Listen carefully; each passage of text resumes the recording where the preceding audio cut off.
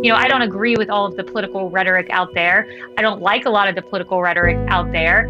It gets too caustic. I don't like how hostile it really feels right now between the left and the right, because ultimately, whether on the left or the right, there's something that's so much more important, and it's Christ. And if we as Christians can bring gentleness to our message, as Alan Combs said to me, don't fight fire with fire, fight fire with water. I think that's wise advice. And if we can communicate the truth with a gentle heart, it'll go a long way.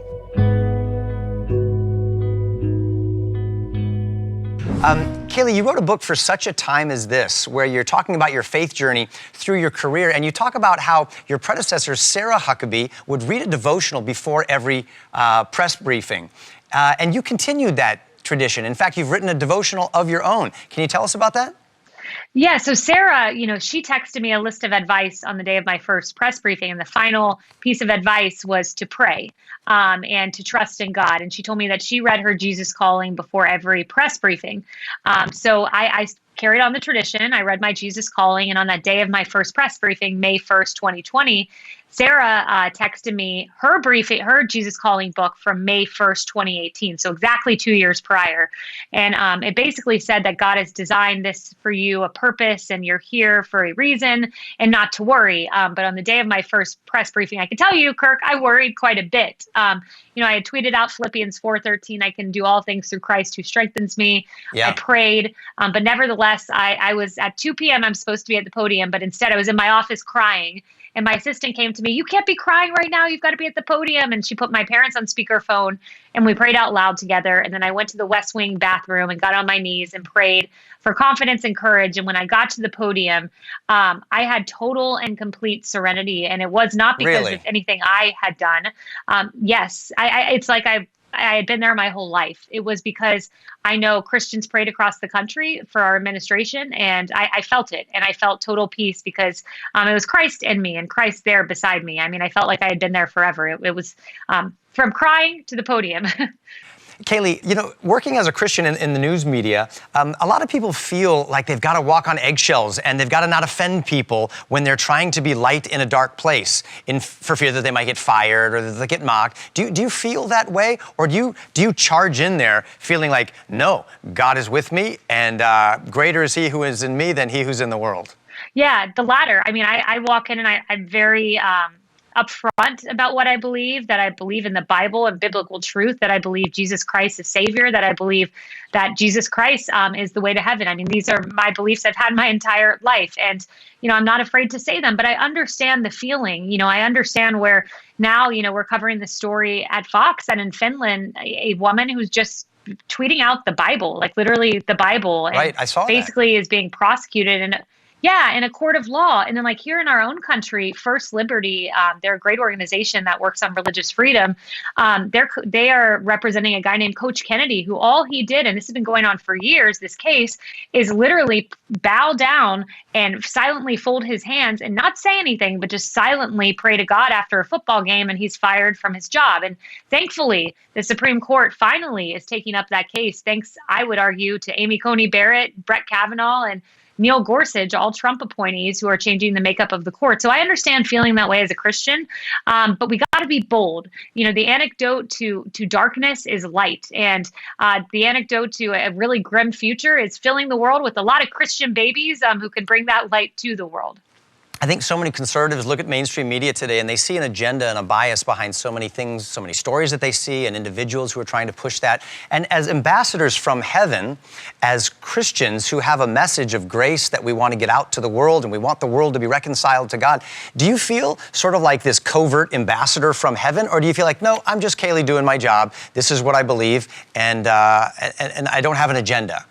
Or is it okay to say, no, we actually do, and it's a good agenda?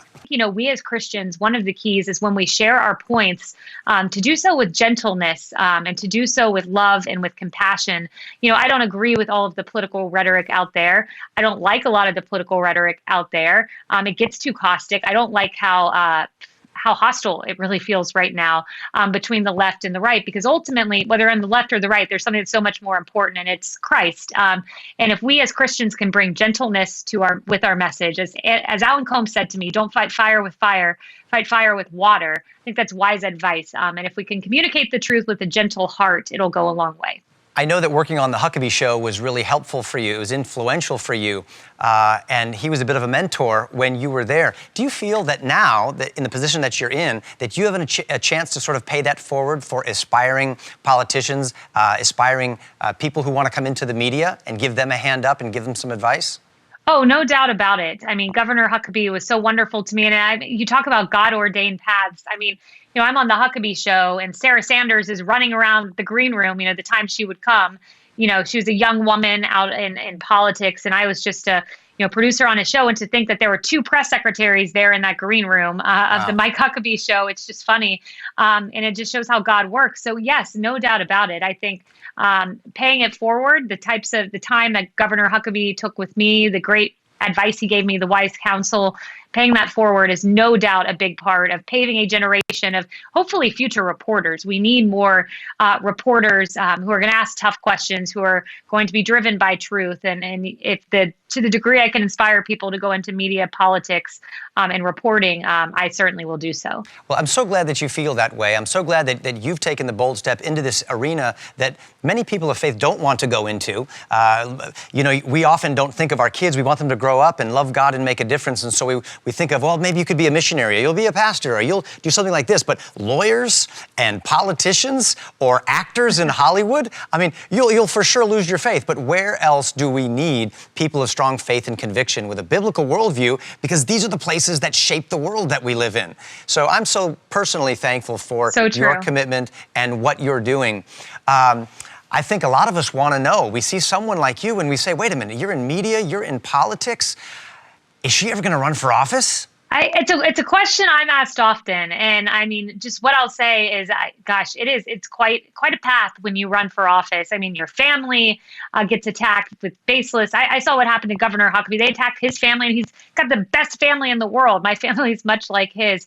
It's a brutal world out there. If I ever felt strongly called by God, of course, but I'd have to feel a very strong calling, because I will say I love life at Fox. I get to see my daughter. I get to enjoy life. But if I ever felt a strong calling from God, of course, I'm going to follow his path for my life. So, who knows? We'll see. I love that answer. And God has got each of us where we're supposed to be on the stage of the world, playing the role that he's written for us. And we just need to be faithful there. And you're being faithful where you are. And I'm trying to do the same. So, sister, keep up the great work. For such a time as this.